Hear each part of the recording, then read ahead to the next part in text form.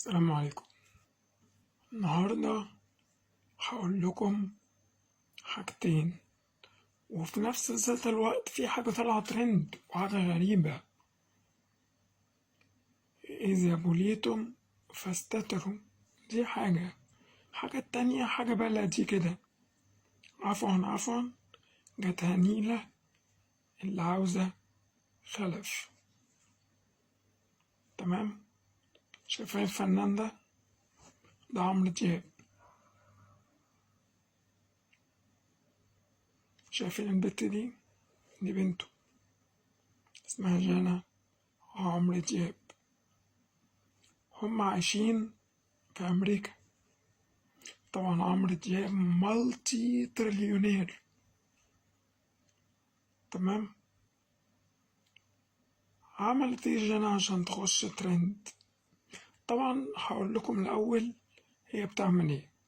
شايفين الصور دي مع صحابها ومع صاحبها، والدنيا جميلة والحياة فل قوي.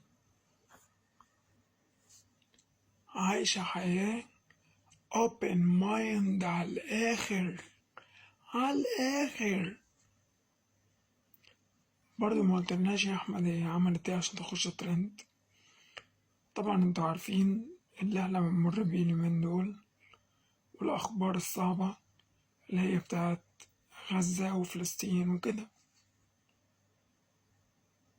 فطلع على السوشيال ميديا بتقول أنا بدعم القضية الفلسطينية. حلو، جميل. تعمل ايه؟ بشرب الخمرة بتاعته. شوفوا كده الصورة دي، حاجة قرف. ولسه الممثل والفنان والكلام ده كله ليهم حياة open mind على الآخر. تمام. فالدنيا جميلة معاهم، الحمد لله على نعمة التربية اللي أبونا وأمهاتنا ربوها لنا. ربنا يستر. السلام عليكم.